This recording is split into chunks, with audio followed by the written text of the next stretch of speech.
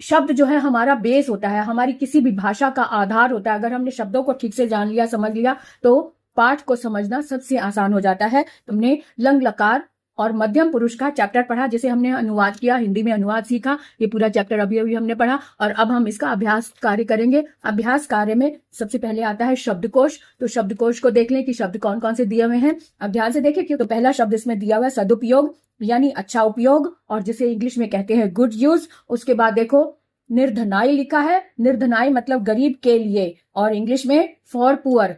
चित्रागारम मतलब सिनेमा घर, picture hall जिसे इंग्लिश में कहते हैं। प्रतिभागी मतलब प्रतियोगी या कंपिटिटर या फिर पार्टिसिपेंट। जीर्णानी मतलब फटे पुराने, ओल्ड एंड टोर्न। टोर्न मतलब फटा पुराना होता है ना।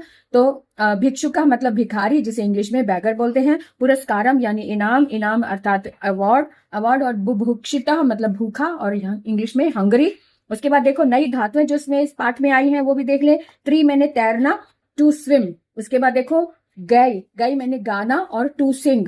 उसके बाद अव्यय कौन कौन से आए हैं। टू श्नीम का मतलब चुपचाप रहना या क्वाइट। यह का मतलब कल, बीता हुआ कल यानी यस्टरडे। उसके बाद देखो परम, परम का मतलब लेकिन होता है, और जिसको इंग्लिश में हम बट बोलते हैं। यतः मैंने क्योंकि, या बिकॉज इंग्लिश में कहते हैं। तो इसलिए इस तरह से हमने शब्दकोश को अच्छे से समझ लिया। अब हम अभ्यास पर आते हैं। तो अभ्यास कार्य में पहला प्रश्न है प्रदत्तेभ्य विकल्पेभ्य उचितम उत्तरम चित्वा रिक्त स्थानानि पूर्य, अर्थात दिए गए विकल्पों से उचित उत्तर चुनकर रिक्त स्थानों को पूरा करना है। तो यहाँ पे ऑप्शन भी दिए हुए हैं, इन्हीं ऑप्शन में से हमने सही उत्तर चुनकर यहाँ लगाना है। इसमें सबसे पहले इसका तरीका क्या है पहले ये समझ लो। इसकी क्रिया को देखो, अगर कर्ता खाली स्थान में दिया हुआ है तो इसकी क्रिया को देख लो कि ये कौन से पुरुष का और कौन से वचन का है। तो अक्रीड़ा अभी हमने सीखा था कि जहां विसर्ग लगता है और अ लगा हुआ है तो वो वाली क्रिया एक तो लंग लकार की तो होती ही है, लेकिन विसर्ग लगा हुआ है तो इसका मतलब है ये मध्यम पुरुष एक वचन का रूप है। मध्यम पुरुष का मतलब है कि तुम एक की बात हो रही है।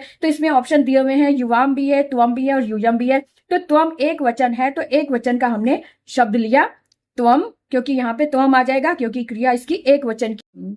मध्यम पुरुष एक वचन, त्वम, त्वम पर हमने यहाँ पर टिक लगा दिया। उसके बाद देखो त्वम अपि, यहाँ पर क्रिया, यहाँ पर कर्ता भरा हुआ है पहले से, तो इसकी क्रिया को भरना है। तो त्वम अगर एक वचन है और मध्यम पुरुष का एक वचन है तो इसकी क्रिया भी मध्यम पुरुष एक वचन की होगी, ये ध्यान रखना है। त्वम अपि प्रतिभागी, तुम भी प्रतिभागी थे। तो यहाँ पे त्वम जो एक वचन का है और मध्यम पुरुष है, तो इसमें इसकी क्रिया को भी हमने वही चुनना है जो मध्यम पुरुष एक वचन की होगी। त्वम है तो आसी विसर्ग वाला एक वचन का होता है, इसलिए हमने आसी पर टिक लगाया क्योंकि आसी जो है मध्यम पुरुष एक वचन की क्रिया है। अब इसके पहले प्रश्न का ही रिमेनिंग पार्ट यहाँ पर दिया हुआ है। यहाँ पर भी वही है कि पहले खाली जगह देखो और खाली जगह में कर्ता का स्थान अगर खाली है तो इसकी क्रिया पर ध्यान दो कि क्रिया कौन से पुरुष और कौन से वचन की है। तो यहाँ पर अभवत दिया हुआ। अभवत हमने सीखा था कि जहां पर हल नहीं लगता है वहां पर वो मध्यम पुरुष बहुवचन होता है। अगर हल होता यहाँ पर तब ये मध्यम पुरुष एक वचन का होता, लेकिन यहाँ हल नहीं है, इसका मतलब ये मध्यम पुरुष बहुवचन का है। तो इसका जो कर्ता है वो भी बहुवचन होगा और मध्यम पुरुष का होगा। तो मध्यम पुरुष बहुवचन का रूप हमने देखा कि यूयम मध्यम पुरुष बहुवचन का है, इसलिए यूयम पर हमने टिक लगा दिया इस तरह से। दूसरा अगला प्रश्न देखें, यूयम शोभना बालका, यानी तुम सब, यहाँ तुम सब की बात हो रही, तुम सब अच्छे बालक हो, तो तुम सब की बात करी, यानी कि मध्यम पुरुष बहुवचन की क्रिया हमने यहाँ से लेनी है।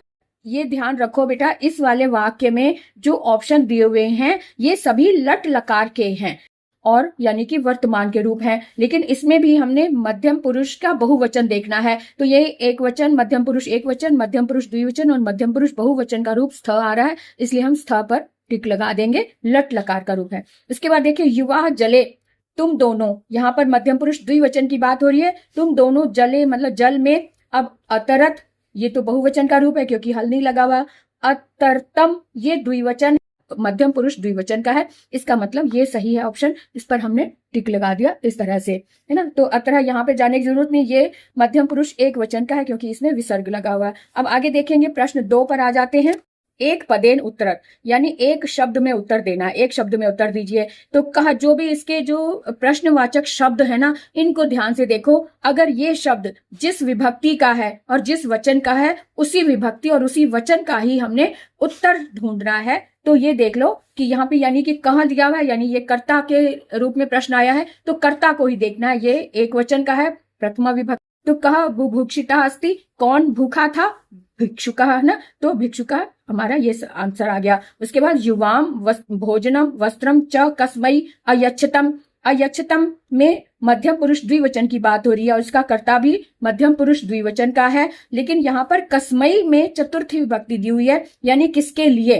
तो तुम दोनों ने भोजन और वस्त्र किसके लिए दिए, तो आ जाएगा कि भिक्षुकाय। तो यहाँ पर भी चतुर्थी विभक्ति का ही चिन्ह होगा, भिक्षुकाय। ये भी चतुर्थी विभक्ति एक वचन का रूप है, तो ये हमारा सही आंसर हो गया।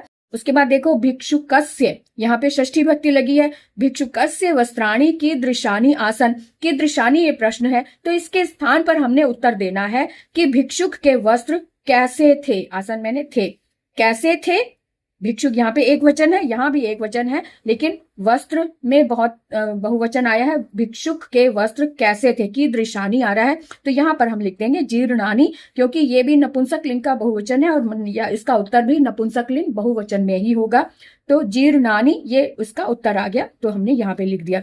अब आगे देखो, प्रधानाचार्य युष्मभ्यम किम अयच्छत, यानी प्रधानाचार्य ने तुम सबके लिए क्या दिया, यानी प्रधानाचार्य ने तुम सबको क्या दिया, तो क्या दिया, पुरस्कार दिया। तो किम के स्थान पर पुरस्कारम आ जाएगा। उसके बाद देखो, तव विद्यालय कस्याः प्रतियोगिता आसीत्। अब यहाँ पे कस्या शब्द आया, प्रश्नवाचक है, तो इसके स्थान पर हमने उत्तर लिखना है कि तुम्हारे विद्यालय में किसकी प्रतियोगिता थी।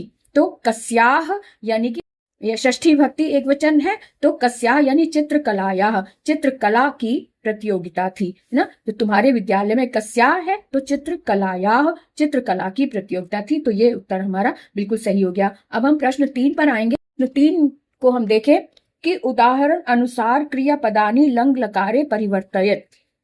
उदाहरण के अनुसार क्रियापद में लंग लकार में, क्रियापद वाले जो रूप है उसमें लंग लकार में परिवर्तन करना है, अर्थात पास्ट टेंस में उसको परिवर्तित करना है। तो यहाँ पे कॉलम दिया हुआ है वदत, वदत का जैसे अवदत हो गया, ये एग्जाम्पल दिया हुआ है, जैसे यथा मैंने जैसे, जिस तरह से वदथ थ का मतलब है ये लट लकार का बहुवचन है और इसी को हमने लंग लकार और साथ में लंग लकार में इसमें बदल दिया, तो ये भी अवदत हो गया। ये वदत मध्यम पुरुष बहुवचन है, तो इसी को हमने मध्यम पुरुष बहुवचन में लेकिन लंग लकार में बदलना है, तो अवदत हो गया, है ना। तो भ्रमसी ये मध्यम पुरुष एक वचन है, तो अभ्रमः हो गया। खादथा भी प्रथम पुरुष, ये खादथा लिखा हुआ है, तो खादथा विसर्ग जिसमें है तो वो लट लकार द्विवचन का होता है। मध्यम पुरुष तो है लेकिन द्विवचन का है, लट लकार का है, तो इसको इसका जो रूप होगा वो भी मध्यम पुरुष द्विवचन का ही होगा, लेकिन लंग लकार का होगा। तो लंग लकार में हमने देखा था कि ये अतम लगता है, प्रत्यय जो है अतम लग जाता है, तो अखादतम ये इसका रूप बच जाएगा, ये परिवर्तन हो जाएगा। नंस्यसी है तो अनमः, नंस्यसी का मतलब है कि मध्यम पुरुष एक वचन है लट लकार, तो मध्यम पुरुष का एक वचन का ही रूप हम लेंगे, लेकिन लंग लकार में तो अनमः, क्योंकि यहाँ नम धातु है तो अनमः हो जाएगा। दृक्ष्यत है तो दृश धातु है, तो दृश के रूप पश्य में चलते हैं, तो दृक्षथ, दृक्षथ ये यानी कि मध्यम पुरुष बहुवचन का रूप है, तो अपश्यत यहाँ पे बिना हल वाला त लग जाएगा, क्योंकि मध्यम पुरुष बहुवचन में हल नहीं लगता। अब यहाँ 5वें में देखो धावथः लिखा, धावथः का मतलब है कि ये मध्यम पुरुष द्विवचन का रूप है लट लकार में, तो मध्यम पुरुष का ही द्विवचन का रूप हम लेंगे, लेकिन लंग लकार में तो तम आ जाएगा और ये अधावतम आ जाएगा। यहाँ पे धावतम, धा भी आ की मात्रा भी आएगी, धावतम, ठीक है, इसको इस तरह से लिख देंगे। अब हम प्रश्न 4 पर आ जाते हैं। प्रश्न 4 को हम देखेंगे कि मंजूषायाः उचित क्रियापदम चित्वा रिक्त स्थानानि पूर्यत, यानी कि मंजूषा यानी कि जो ये ब्रैकेट में दिए हुए शब्द जो हैं इनमें से छांट कर हमने इसमें भरने हैं रिक्त स्थान में। तो देखते हैं, यहाँ पर भी वही तरीका है कि जो रिक्त स्थान दिया हुआ है उसकी क्रिया को देख लो। अगर यहाँ पे क्रियापद खाली है तो उसके कर्ता को देख लो, अगर कर्ता पद खाली है तो उसकी क्रिया को देख लो। तो देखें क्या भरना है, त्वम पुष्पम यानी एक वचन का है, मध्यम पुरुष एक वचन का रूप है। त्वम पुष्पम, पुष्प को सूंघा, तुमने पुष्प को सूंघा, तो अजिग्रह यहाँ पे टेंस लंग लकार की बात हो रही है तो इसलिए अजिग्रह आ गया। युवाम यहाँ पे प्राणम तम अतम लगा हुआ है, इसका मतलब ये द्विवचन ये लंग लकार मध्यम पुरुष द्विवचन की बात है, तो इसका मतलब द्विवचन में युवाम आ गया, तो युवाम आचार्यम प्राणम मतम। उसके बाद देखो यूयम पारितोषिकम, यूयम दिया हुआ है, इसका मतलब ये मध्यम पुरुष बहुवचन की बात हो रही है, तो मध्यम पुरुष बहुवचन का ही यहाँ पे क्रिया लगेगी। अविंदत यानी कि पूजा, ये क्योंकि यूयम बहुवचन की बात है, इसलिए बहुवचन का ही ये रूप लग गया। उसके बाद देखो मित्राय पुस्तक अयच्छा लिखा, अयच्छा यानी कि मध्यम पुरुष एक वचन की बात हो रही है, तो एक वचन की बात हो रही है, इसका मतलब त्वम आ जाएगा। त्वम मित्राय पुस्तकम अयच्छा, तो त्वम इसमें आ जाएगा। उसके बाद देखिए यूयम, यहाँ पे बहुवचन की बात हो रही है, मध्यम पुरुष बहुवचन, तो इसकी क्रिया भी मध्यम पुरुष बहुवचन की लगेगी। यहाँ पे अस्मरत दिया हुआ है, अस्मरत मध्यम पुरुष बहुवचन की क्रिया, इसलिए हमने यहाँ पर अस्मरत बहुवचन की क्रिया लगा दी। इसलिए इस तरह से चौथा प्रश्न भी हमारा हल हो गया। अब देखते हैं 5वें नंबर पर कौन सा प्रश्न आ रहा है। यहाँ पे अधोलिखिता नाला निम्नलिखित क्रियापदों का पद परिचय देना है। पद परिचय कैसे देंगे, यानी कि ये कौन सी धातु है, कौन सा लकार है, कौन सा पुरुष है, कौन सा वचन है, ये सारी बातें हमने बतानी है इनमें। तो अवदत्त, अवदत्त जो है इसमें हल लगा हुआ है। सबसे पहले यही देख लो कि ये एक वचन की बात हो रही है। जैसे यहाँ पे एग्जाम्पल दिया हुआ है, आ उपसर्ग लगा है और गम लगा है, आगम जो है ये गम धातु। इसी तरह से यहाँ पर हमने देखना है कि अवदत्त में क्या क्या, अवदत्त में अ उपसर्ग लगा है, वद धातु है और अत इसमें प्रत्यय लगा हुआ है ना। हमने शुरू में चैप्टर के शुरू में हमने सीखा था ना कि रूप कैसे लगते हैं, उसमें कौन कौन से प्रत्यय लगते हैं, तो इसी का ध्यान रखते हुए हमने यहाँ फिल करना है। और ये लंग लकार का लकार कौन सा है, ये लंग लकार है क्योंकि ये भूतकाल की बात हो रही है। उसके बाद प्रथम पुरुष है क्योंकि त में हल लगा हुआ है, इसलिए ये प्रथम। और वचन है, वचन एक वचन है ना, एक वचन की बात हो रही है। उसके बाद देखो अस्मरतम, तम लगा है, इसका मतलब ये द्विवचन मध्यम पुरुष द्विवचन की बात हो रही है। और अ भी लगा हुआ है, इसका मतलब ये कौन सा लंग लकार है। तो अब इसको अलग से लिखेंगे, यहाँ पर क्या लिखेंगे कि अ प्लस स्मृ धातु है और प्लस में अतम आ जाएगा, अतम ना। और लंग लकार है और लंग लकार में मध्यम पुरुष है, क्योंकि ये मध्यम पुरुष का तम लगा तो मध्यम पुरुष आ जाएगा। और वचन इसमें द्विवचन है, ठीक है। उसके बाद अकथयत में त लगा हुआ है, हल लगा हुआ है, तो ये प्रथम पुरुष का एक वचन है ना। तो इसका मतलब अ है, तो ये लंग लकार में, लेकिन प्रथम पुरुष की बात हो रही है यहाँ पे। तो अ धन कथ और धन अत, ये इसका प्रत्यय हो जाएगा। उसके बाद ये लंग लकार तो है ही, लंग लकार हो गया। फिर उसके बाद देखो ये प्रथम पुरुष की बात हो रही है, इसलिए यहाँ पे प्रथम पुरुष और एक वचन। उसके बाद अयच्छः, अयच्छः में अ लगा हुआ है, तो दा धातु, यच्छ जो है वो दा धातु से बनता है, तो अ धन दा धातु धन अह लग रहेगा, तो इसलिए अयच्छः बन गया। लंग लकार का ही है और मध्यम पुरुष है और साथ में एक वचन है। अकरोत जो है ये त लगा हुआ हल वाला, इसका मतलब ये प्रथम पुरुष की का रूप है। तो प्रथम पुरुष का रूप है तो अ और क्री धातु और साथ में अत प्रत्यय लगा हुआ है। और इसके बाद लंग लकार है और साथ में ये प्रथम पुरुष की बात हो रही है ना, पुरुष प्रथम पुरुष है और साथ में एक वचन है। इस तरह से हमने इसको भी फिल कर लिया। अब प्रश्न नंबर 6 पर आ जाते हैं। प्रश्न नंबर 6 बताता है,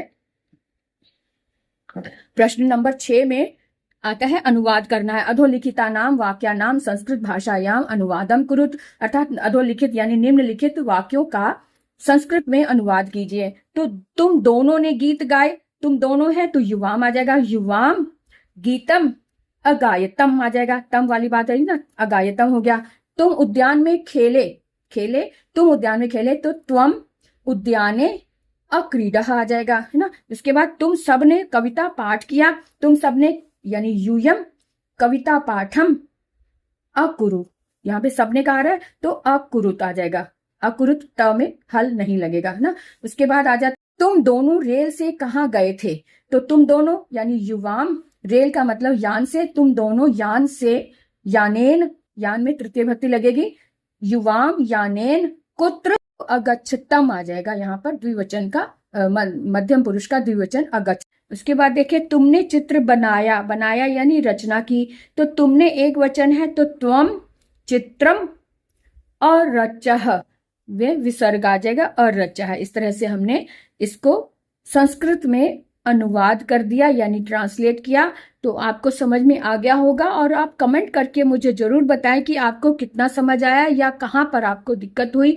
या क्या नहीं समझ आया, आप कमेंट बॉक्स में लिखें। और इसके अतिरिक्त भी कोई शब्द आपके माइंड में आता है कि जो आप समझना चाहते हैं, वो कमेंट बॉक्स में लिखें, आपको उत्तर जरूर मिलेगा।